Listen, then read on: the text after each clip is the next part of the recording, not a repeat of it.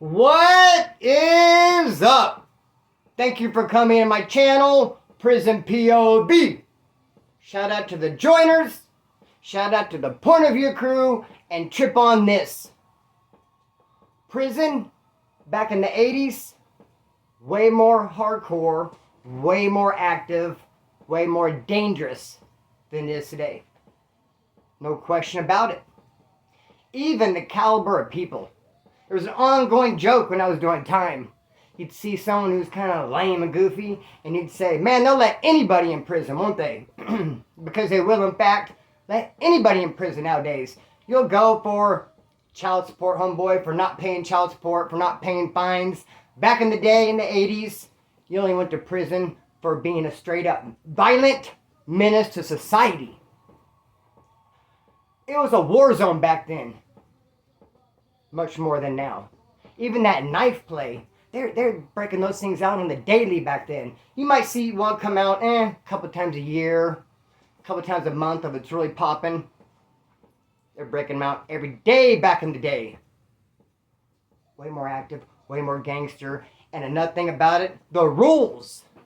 The rules were way more hardcore. It was way more difficult to program on the tier and be active and go along with the flow, because the rules could be pretty intense. For instance, trip on this. Back in the day, a white boy could find himself in a position where he had to hit clavos. He had to introduce narcotics to the institution, whether he wanted to or not. When I was doing time in my day, if you brought something in, if you were to hit, it's because you yourself, or you and your people, put it all together, organized it, got the clavo, decided the drop spot, how you're going to do it, and you yourself, you brought it in for you. Of course, you're going to have to break off the powers that be. However, no one can make you hit today. Back then, totally different story. A white boy will find himself in a position, and there's several different reasons. Maybe he owed a debt. Maybe he got in trouble and needed some sort of a cleanup. Maybe he just opened his big mouth and just volunteered and just raised his hand. Whatever the case may be, a white boy could find himself in a position where he has to hit. And that's what this story involves right now. All that was the introduction. This is the story. Because I want to say, back in the 80s, there was two hardcore, OG, high-ranking Aryan Brotherhood members on the tier. Bobby Ray Shields from Bakersfield, and Danny Christensen from Orange County. Now, these dudes kicked it so tough. They were such good friends. They programmed so well together that they were known collectively as Brad. It wasn't, hey, there's Bobby Ray and Danny. No, it was, hey, there's Brad. It was, what's Brad doing? Have you seen Brad? Because they kicked it so tough, homeboy, they straight up combined their names. Brad instead of Bobby Ray and Danny. Now, there was a situation where Brad had this wood on the line, on the hook. That's how they'd word it. They had this wood he was going to put in work for them. He was going to hit. I don't know how this white boy, this wood, found himself in a position where he had to hit for Brad. I would never want to be in those shoes. I wouldn't want to have to hit for anybody because things go wrong. You really only have like a 50-50 chance of even bringing it in. You don't know how many times I tried to set something up and it didn't even happen. You go through all the motions, you go through the steps, something falls through, because it has to be lined up. Everything has to go down just right for it to work.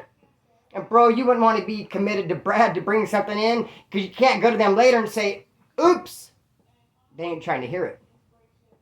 So this white boy is supposed to hit for Brad. And they told him, straight up warned him, do not swallow it. When you go get the clavo, straight take it to the hoop. Don't swallow it. Now, it could be very tempting to swallow it. Much, much more easier. Isn't it? Especially if you're visiting and you have cops walking around and everyone looking and you're already eating snacks, chips, and cookies anyway. Just grab that clavo and put it in your mouth, swallow it. Way easier than trying to hang your booty off the edge and try to fish around and try doing that without looking obvious. It can be tough to do. Don't swallow it, said Brad. No matter what. Dude goes to do the thing. He went where they put him.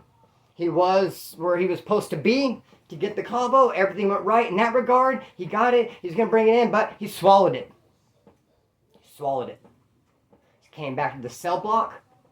He seen Brad. They pushed up on him, I can imagine. When they seen his face, when they seen him come back, oh, he's back. He went wherever he went to get it. Look, he's back. They pushed up on him. What's up, bro? You got it? Did you get it? Yeah, I got it, but I swallowed it. I bet they were all, damn it! Ugh! And they drug him in a cell, homeboy.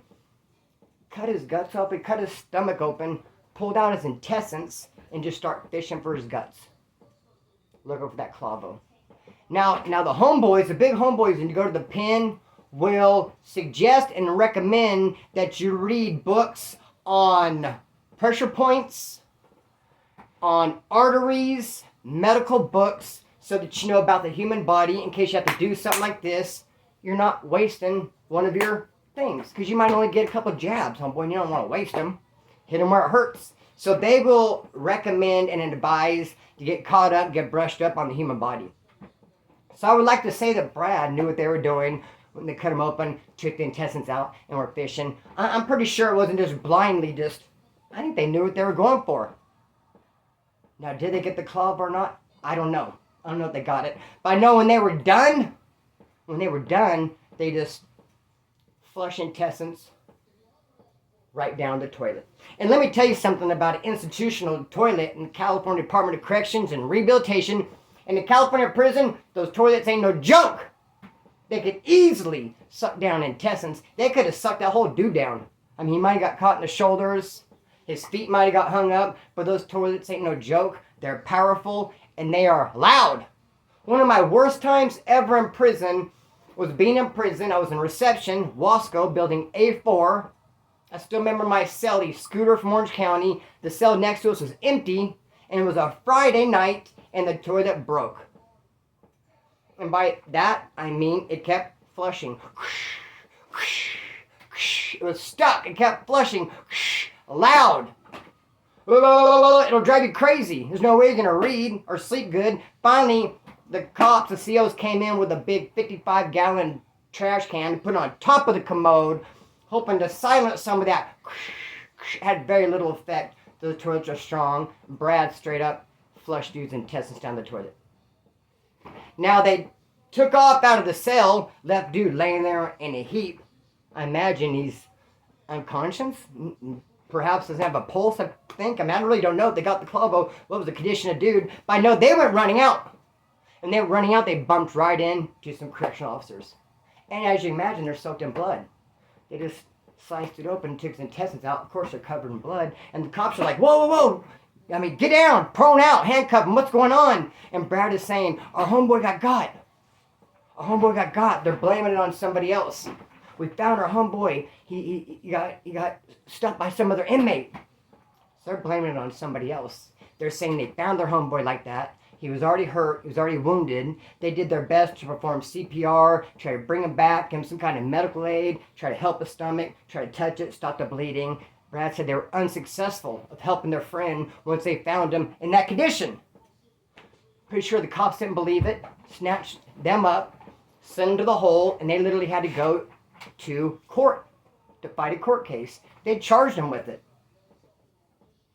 No, not guilty, because they didn't do it. All I'm telling you right now is this, what I heard. Perhaps it could be all BS. Maybe they really didn't do it. I don't know. I definitely don't want to sit here and say anything was this type of way, that type of way.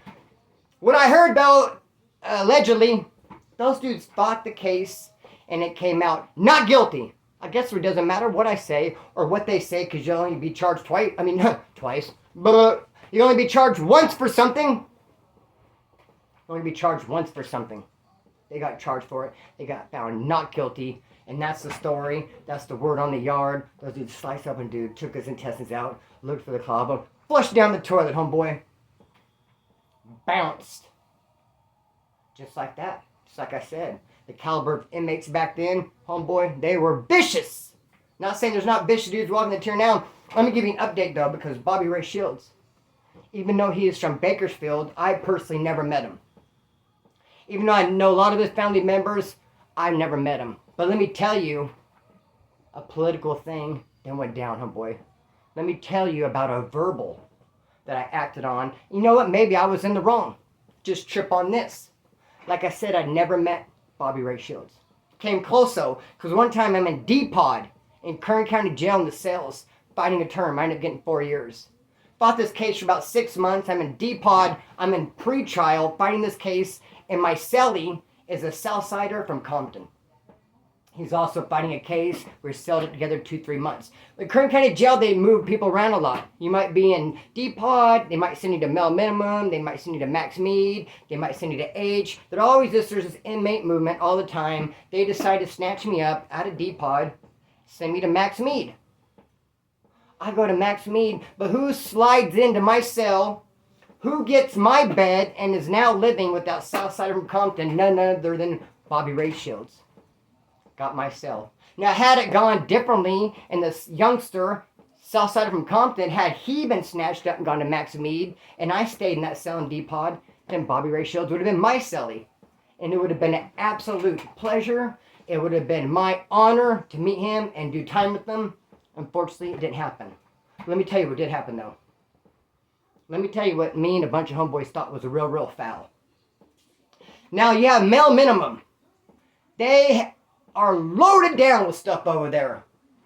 Loaded down with paraphernalia, homeboy. They got it all. They're smoking cigarettes. They're smoking weed. They're doing garaga. They have tattoo guns because they have a work crews going out to work in the city of Bakersfield picking up trash. You know, they're picking up clavos off the road. They have contact visits. They have multiple ways to introduce stuff into the institution, and that's what they do. That's all they do. 900 people on that yard, and they're all plotting how to bring stuff in, and guess what? They do. So the farm, the Mel Minimum, is sitting fat with contraband.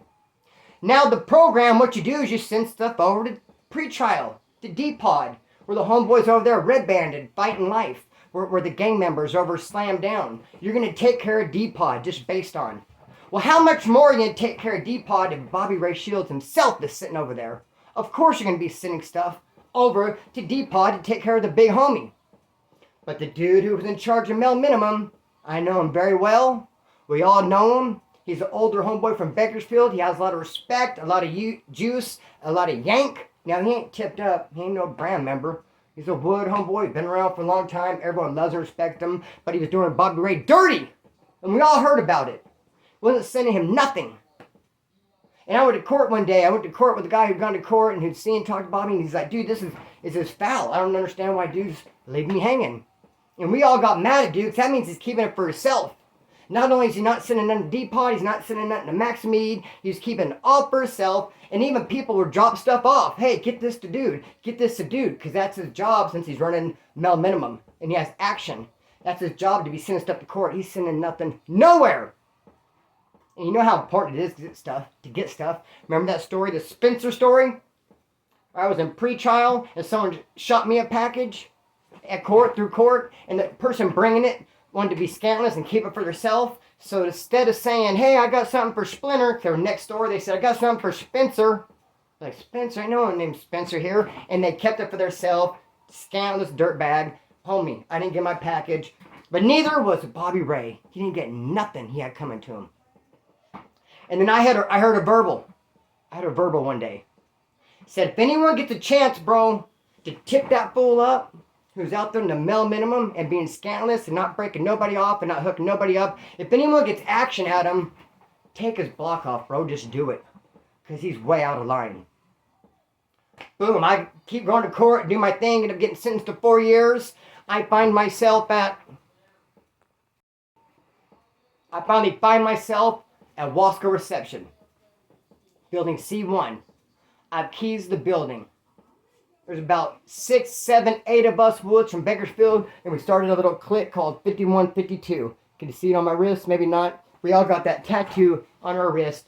5152. Homeboy, we were with the business, and we were just looking to kick up dust. Troublemakers. Doing our time the old-fashioned way, violently. We're posted up in C1. I forgot all about that verbal. I forgot all about that dude over there on male minimum who was not sending nothing to pretrial, nothing to max me, keeping it all for himself, the greedy bastard. Forgot all about it. Until someone said, hey, he's coming. It's like, what? Because they have a little rotunda, I guess they call it. I don't know what they call it. They have a little section where everyone comes in. And it can split off. And you'll go this way. You'll go to C3, C4, C1, C2, H3, H4. You'll split off. But y'all start here.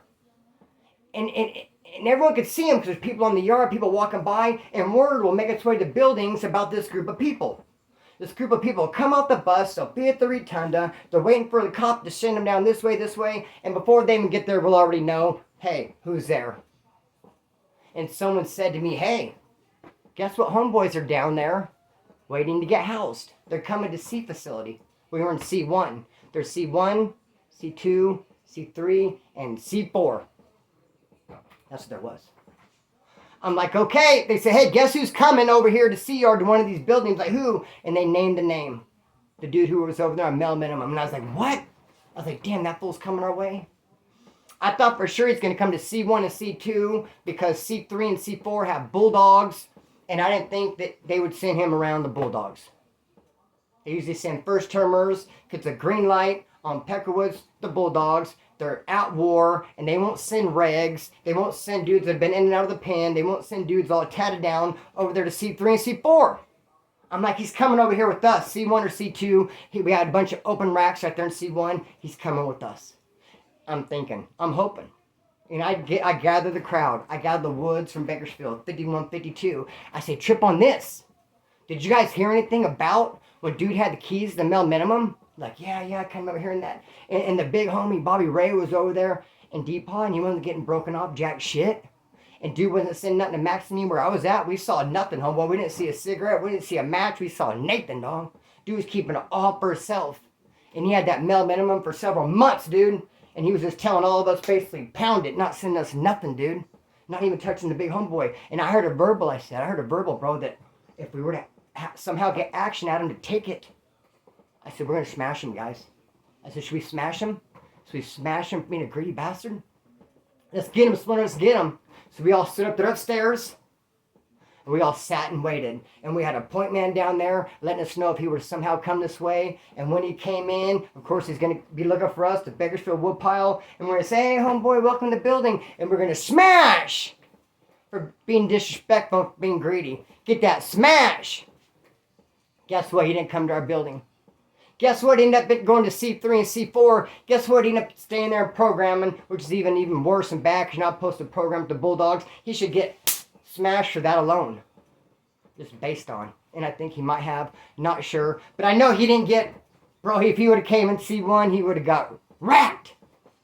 Trip on this, though. You know, last time I saw him? Last time I saw that dude was on the streets of Bakersfield. And he was kicking him with the old school brand member. Oldest one that I could think of. I'm talking like this dude's from way back in the day. And they were kicking it. And I remember thinking, man, I wonder if that would have went down. If me and 51, 52 would have just smashed this dude and beat him into the ground. I wonder if I would have had to answer for it later. I couldn't have said I did it because of a verbal. I couldn't have said, well, I guess I could have cleaned up and said, dude, he was greedy and you guys know it. Who knows, bro? We'll never know. I didn't care. You know why? Because I don't usually think of consequences. As far as Danny Christensen goes, the other half of Brad, I was in D-Yard. Around the same time I'm telling you right now. D-Yard, but right after I got my 4-year term, I did it, came back on a violation. D-Yard, homeboy. Danny Christensen came in on a 6-year term. Of course, he went to D6, the whole, because he was validated. He went there, he was programming, he was on the roll call, he was doing everything right. Then they hit him with the RICO packet. Dude, that's all bad. Snarf. That's the ultimate worst. You do not want a RICO packet. No way. That means they're trying to give you bedtime. That means they give you for that racketeering, they can give you life. And as soon as Danny Christensen got that RICO packet, he went on hush. He didn't say another word. He stopped talking to anybody, everybody, at least publicly. I'm sure privately on the down low, he's doing what he had to do. But he just went hush. He didn't say another word because he's trying to get in the shadows. That way they hit him with the RICO. Talk about, I don't know what you're talking about. And this was several years ago, over 10. I don't know what ended up happening to him. Hopefully he didn't get the RICO. Hopefully he's on the streets programming. I don't know. All I know is I got much love for the Point of View crew, and I'm going to cut the string and let it fly. Peace!